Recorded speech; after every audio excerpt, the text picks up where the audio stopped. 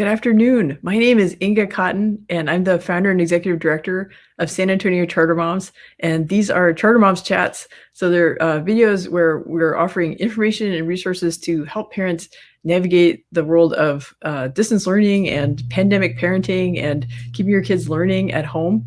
And today we have a very special guest. We have Maurine Molak, who is the founder of David's Legacy Foundation, along with her family. And unfortunately, her son David lost his life. He was the victim of cyberbullying, and Maureen and her family have made it their mission to fight cyberbullying through education, through legal action, through advocacy.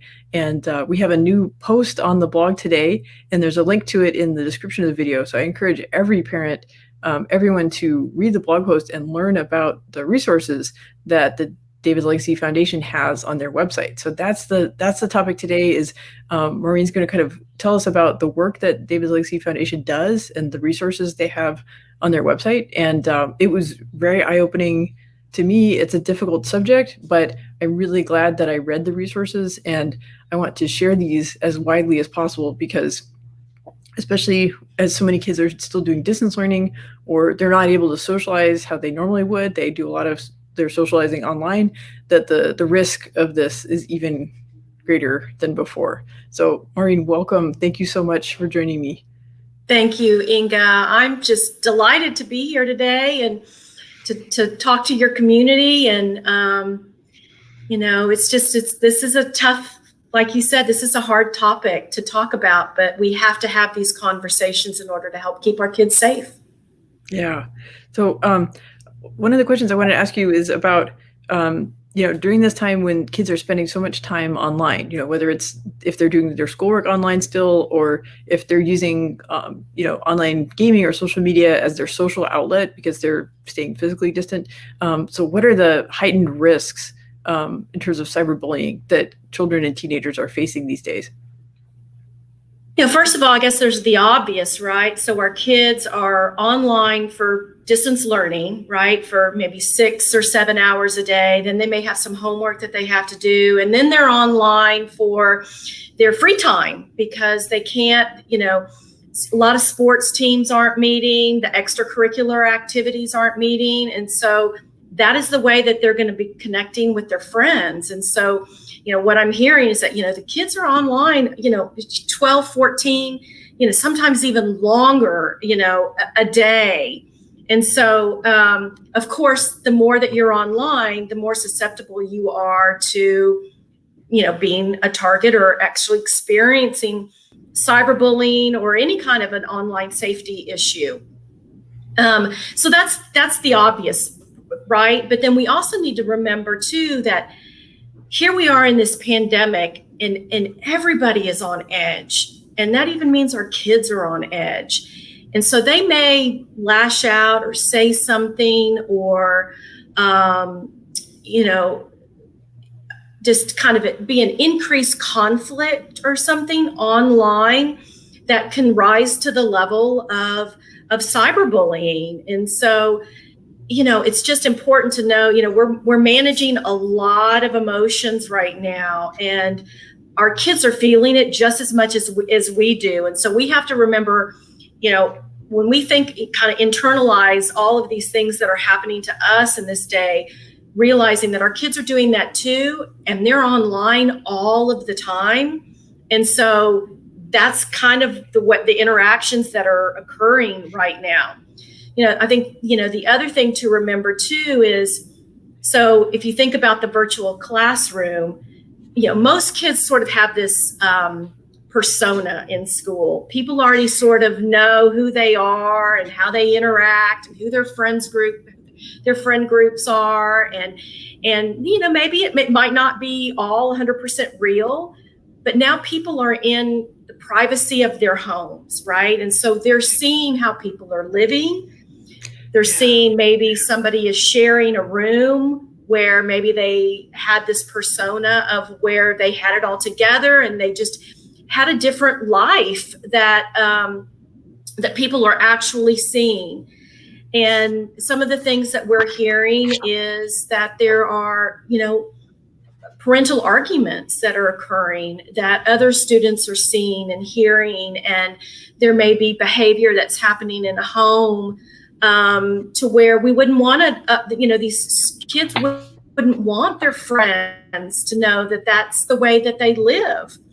The other thing I think to consider is we have kids that are doing this distance learning and they're laying in bed and they may be in their pajamas, and pictures are being taken and kids are being shamed by, what's happening in their home, whereas before they didn't ever have to worry about that. So there are just a lot of different concerns and things that we need to be aware of, to know, that there's actually an increase. There's some research out there now, some early research that's come out that has said that cyberbullying has increased 70% since the pandemic hit. And so it's really important for us to know, it's an issue, it's a problem. And we're hearing it at David's Legacy Foundation quite a bit. So parents who reach out to us, that's actually significantly grown over the last several months. So, yeah, that's really sad. I mean, I admit my daughter, I go check on her when she's doing distance learning, and then today she was like, "No, Mom, get out of my room, get out." So she's only 10, but already I'm embarrassing her. But yeah, right. Yeah. And there's some of that too, But there's oh, hey, we have a visitor. Here she is. Hi.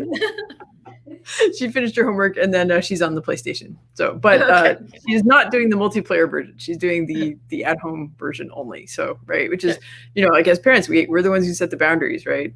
So, absolutely. Yeah, we're not letting. There's got to be some balance there, for sure. It's getting them off and doing other things with them. Of course, taking a walk, having conversations, and I tell my friends who have high schoolers that are reaching out and telling me how, awful this time is with their kids just being glued online. And I said, here's an opportunity for you to get them excited for college and say, you know what, I want to teach you how to cook. Because when you go off to college, you're going to need to know how to do this because you're going to be on your own and it's going to be great. And so kind of get them excited about it. And they're like, hey, well, maybe that might be kind of fun. So I think we can be creative, with the things that we get them to do with us outside of being online. Yeah. At lunch, I convinced my son to put down the iPad for a minute, and I showed him how to bake pizza rolls in the oven. That's awesome. Yeah. So yeah, great, because I think leaving the home it's scary, but also then that independence is appealing. So yeah. Right. And I think that they need to see that life is going to be normal. Yeah. Or what they thought it was going to be at some point in the future. And so for us to give them that hope that, this is not going to last forever, but let's use this time constructively and let's do some things that can make the world a better place. And let's get you prepared for, your life in college or even beyond that, and having some really important conversations with our kids. Yeah. We've had some dinner table conversations about, sort of like how did the world get in this situation, right? And trying to get like my son says that he's 13, and he says, well, I care about things that are cute, like he wants to make sure that children and animals are safe, and and then the next step is sort of, well, what do you want to do in the world, to make sure that the things you care about are safe, and and it's finding that right balance of I think everyone has a sense of danger and fear and concern, but wanting kids to have some sense of agency, that they can make the world better, right? That they, we had a comment from, April. Oh, let me share this one. April mentioned to me that her daughters did a project of the stickers, right, and getting. So maybe you can you can tell us more about how that works. Yeah, well, so we have this is our sticker pledge campaign, and so schools will reach out to us, families will reach out to us and ask us to send them stickers, and they'll have a conversation. They may have a dinner table conversation about, what does it mean to be online? What is digital empathy? How is that different? What is, how is that screen between us and that other person? How does that change things, or how does that not change things? And what can we do in order to support that person who may be the target of bullying without putting ourselves in any kind of danger either? So our pledge, it's the David's Legacy Pledge, is I pledge I will never use my device as a weapon. It's right behind me. And we've already had, I think, 1.5 million people have taken the David's Legacy Pledge. Wow. And so we'll have school districts will reach out and they'll ask for thousands of stickers, and they'll have a pledge campaign at their school, because it's really important. Digital citizenship is now required in our public schools in Texas. And that was part of some follow-up legislation to David's Law that we were instrumental in helping pass last session. And so it's really important for parents to be able to have conversations with their kids about online presence, the digital footprint. And there's ways to have those conversations that are very age appropriate. So even with your 10-year-old daughter, and your 13-year-old son, you can have really great conversations, because what these kids are experiencing online is, they're growing up faster, right? And so I think we all know that they have access to so much more information than we ever had when we were their age. And so whether we like it or not, we have to have those conversations with them. And sometimes those are really tough conversations to have. And, one of the things that we have on our website at David's Legacy are some conversation cards that parents can use at the dinner table. So we have some Table Talk Tuesdays. And so like every Tuesday night, pull out one of those conversation cards and talk about that as a family together. What is your family motto? What are your what are your morals, and how do you ethically behave? And how is that different between in person and online? And what are those things that you see, and how can you, interact and be good digital citizens and show empathy online when it's so difficult because you're not standing in front of that person?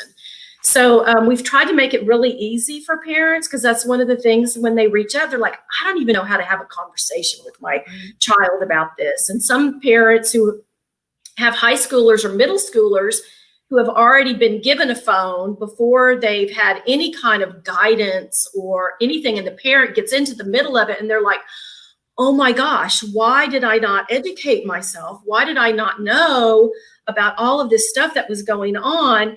And we say, you know what, it's not too late. You can still have those conversations. And it's really important that we do. And I mean, I have grown children, and I'm still having those conversations with them, because technology is ever evolving and things are constantly changing. I mean, they'll tell me things that they're seeing online, and I'm just, oh my goodness, well, let's talk about that. Why is that? Why do you think that, communities or people are actually acting like that right now, And so Right. I think it's a conversation that we can continue to have at no matter what age. Yeah. There's an example that in the San Antonio Charter Moms discussion group on Facebook, where I've been over the last few weeks as I've been writing this blog post and doing research, I asked questions and did, and kind of watched the posts of the members of the group. So a mom from a local charter school, she said that her son showed her it was an Instagram account that was like a tea account. So it was gossip based on that campus. And she said that, I guess this goes back to what you said about, think about what is your code? What are your morals and ethics in real life? And then how does that apply to online? And so when she had it, she was thankful that her son showed it to her, because it was an opening to have a constructive conversation. And he seemed to think, well, this is what everyone's doing. It's online, it's okay. And she's like, anything you do in online, that's real life. And anything people do or say there, it could follow you the rest of your life. So in that sense, I mean, basically, they reported the account and she had a conversation with him, like, don't participate in accounts like that.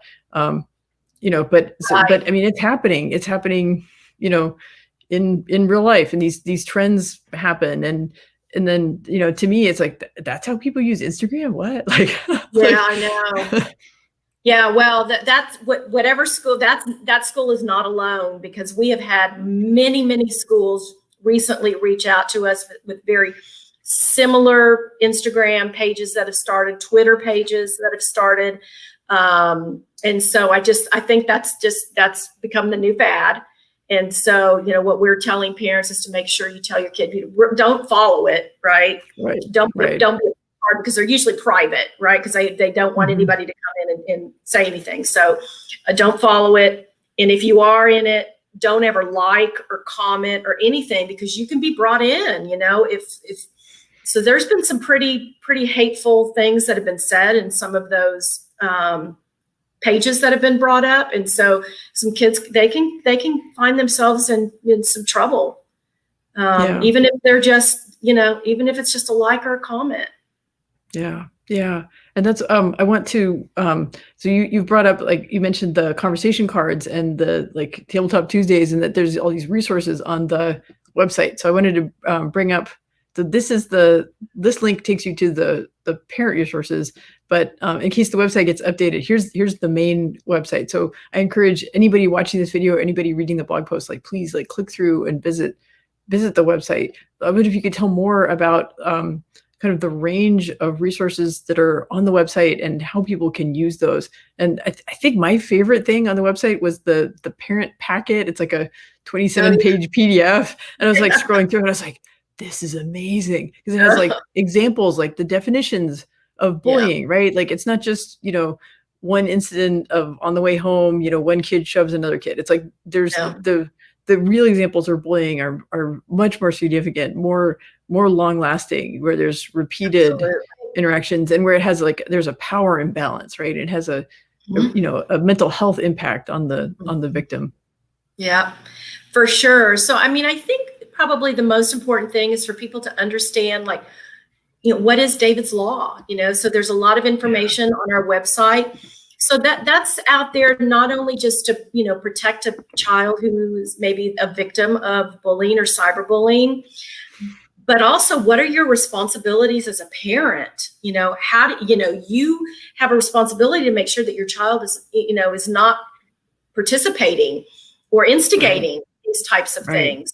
So, David's Law passed in 2017, and it affects education, civil and criminal, and under the education code, charter schools are also in there as well. Yeah. And so it's just really important. I mean, it's a very robust bill, and so we don't even have time to get into it basically, but I think probably the most important thing just to I want people to think about is, in the past, we've always thought of bullying as just like a repeated behavior, right? Over and over, physical repeated behavior, being shoved into a locker over and over again. But when you're talking about technology and social media and online, if you think about, if there's a single post or a T page, right, that's set up, and there's somebody who's been targeted, and there's been, they've been called all sorts of horrible names, that gets shared, screenshotted and shared over and over and over again, right? It gets liked and commented on over and over and over again.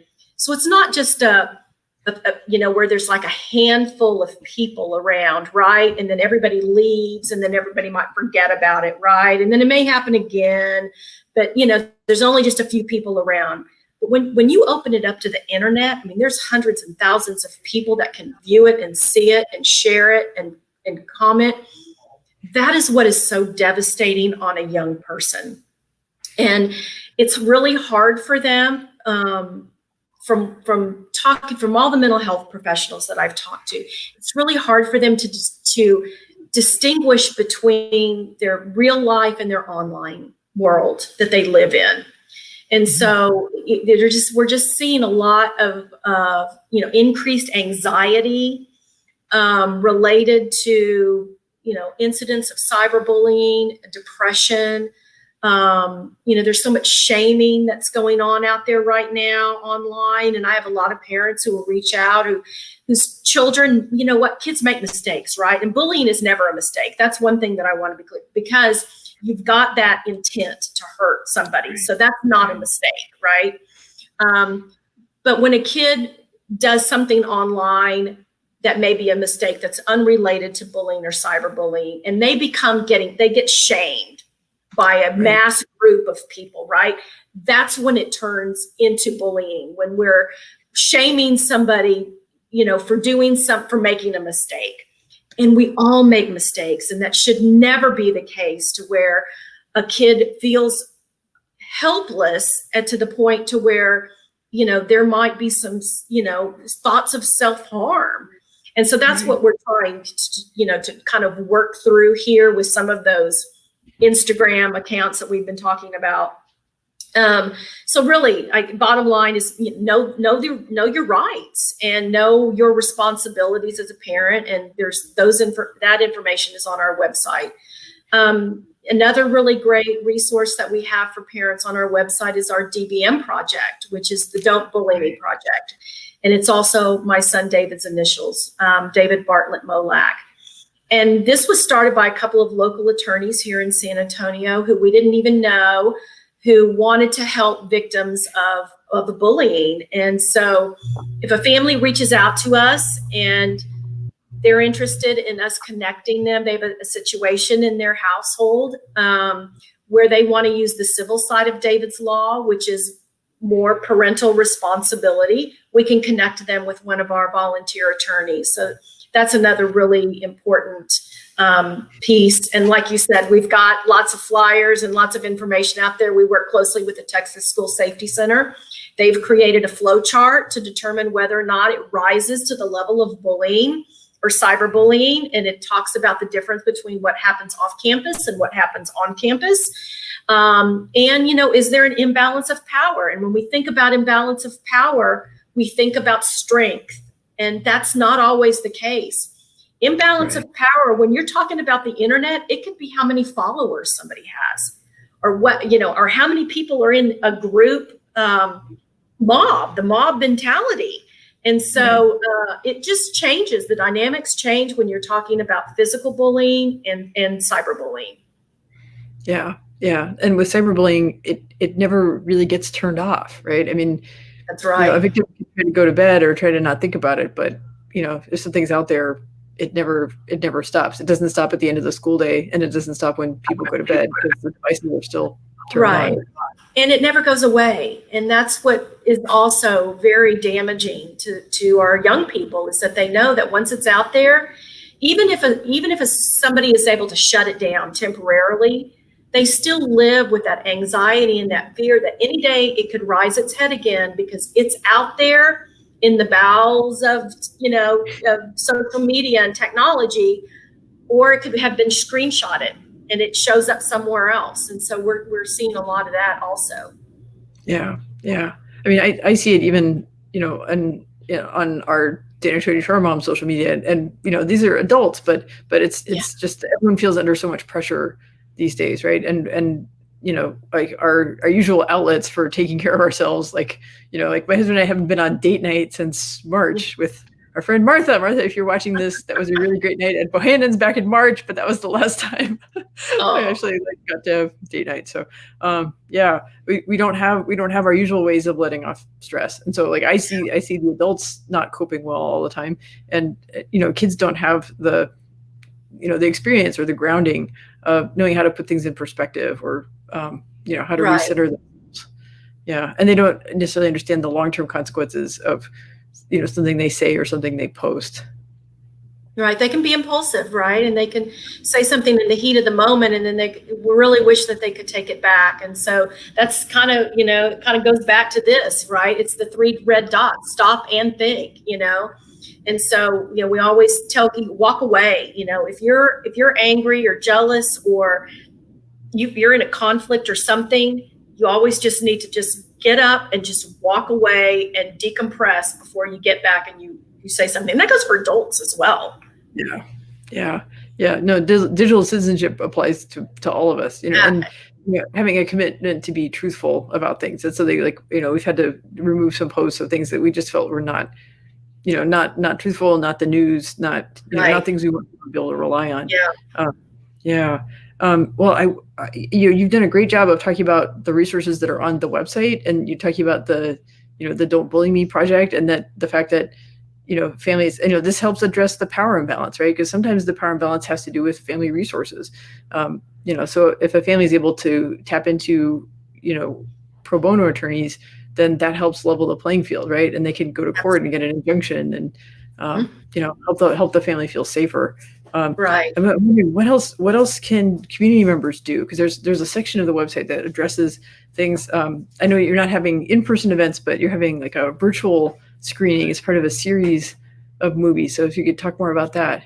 Yeah. So our family is featured in a new documentary called The Upstanders, and there is a filmmaker out of Seattle that came to San Antonio a couple of years ago and filmed our story. And she actually went all over the world. She went to Bali in the UK and to talk about this issue. And she's put together a film. It's about 55 minutes long. And we are doing a free screening for the first 1,000 people who sign up they can sign up on our website.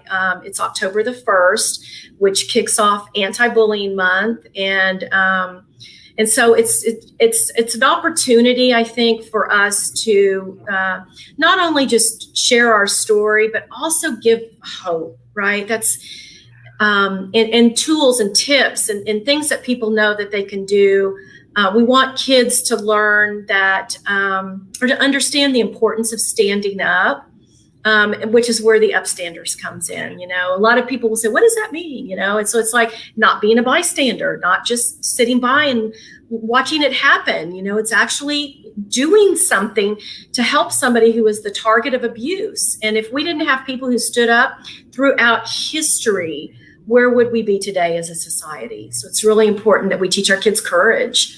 And it's hard. We understand that it's hard, but there's lots of ways that they can do it to keep themselves safe. So that's an exciting thing, October 1st. And then we've pivoted all of our live presentations that we've been doing in schools. We are doing those by webinar and Zoom meetings, depending on the school and their requests. So we're still doing all of that. And we're still sending stickers and posters out to schools. And we know that over a period of time, everybody will be back in live. And so we're just, we're still going. The need is even more, important now with COVID. So we've got a lot of work to do. A lot of work's been done, but there's still more work to be done. Yeah. And there's a legislative session coming up in January, right? So there's the election. That's right. Legislative session.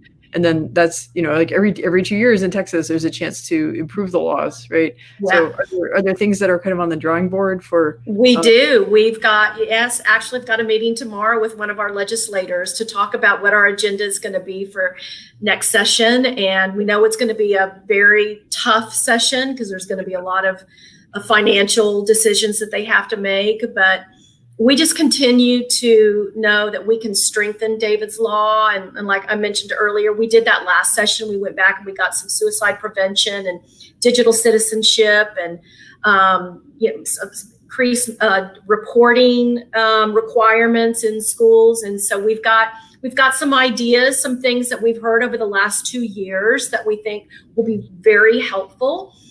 This is a school safety issue. And so it's really important and a mental health issue for first and foremost. And so it's really important that we make sure that we can get in there and continue to strengthen the law. Yeah. And that's where, parents, we can be upstanders, right? We can be advocates. And that's a big part of our message at San Antonio Charter Moms is, being, every parent can take action to make education better, the system as a whole, right? Not just at your own kid's school, but make the whole system better for all children. And, standing up to strengthen laws about cyberbullying is that's a way that every parent can pitch in, right? They can write a letter or they can host absolutely presentation. Yeah, we'll have so I'm sorry to go ahead. No, I was just going to say, we're going to have that. We'll have the agenda out there on our website here probably in the next month or so. And we will encourage people to go to our website and look and see, and there'll be links on who they can send their letter to and emails. And so we encourage that. We want that. Yeah. Those I've seen things like that really make a difference. Like, even, and it doesn't take an overwhelming number of people. It just takes enough people who are passionate enough, to share their story and to, to contact their elected officials. Yeah, I know on the site you have a link of, like, to figure out who represents you, right? So depending on what part of San Antonio you live in, you might have a different state rep or a different state senator. So. Right. Yeah, absolutely. And this is a statewide issue too. So we've got lots of people from all over. Yeah. Wow. Okay. Well, I learned so much from reading stuff on the website, because like I said, I have a 10-year-old and a 13-year-old. So, and the 13-year-old, he just got a cell phone, but we have a lot of restrictions on what he could do with it, but it's definitely time to have those conversations, and keep revisiting it, depending on your kids' ages. And it's something that I was, I guess kind of dreading a little bit, or, but I feel much better equipped to keep having those conversations with my kids after reading the resources on the website. And that's why I hope, everybody who encounters this video or the blog post, to please, like, dive in, read the resources. If it raises questions, the San Antonio Charter Moms discussion group, we're open to conversations like that. And, there's lots of, David's Legacy Foundation. I mean, you guys have presentations, so if someone, needs answers to their questions, there's lots of forums where we can have these hard conversations, but it's the goal of making our children safer and making the world a kinder place. That's right. Absolutely. Yeah. Well, do you have? We all play a part. This is a community issue. It's not just, it's not just educators or law enforcement, and it's everybody coming together and really understanding the damage that cyberbullying can cause, and being a part of the solution. Yeah. That's a beautiful note to end it on. But do you have any other closing thoughts or any, call to action that you want to share with the listeners? I just, would just thank everybody that is listening and that goes to our website, and we're here for you. And if you ever have any kind of a concern or even just a question, please reach out to us, because that's what we're here for. Yeah. Thank you so much. Thank you for all that you do. Thank you, Inga. Yeah. Thanks for having me. Yeah, I really appreciate it. Okay, well, we'll keep in touch. I want to see that agenda when it comes out. Okay, that sounds great. All right. All right. Thank you. All right. Yeah. Bye.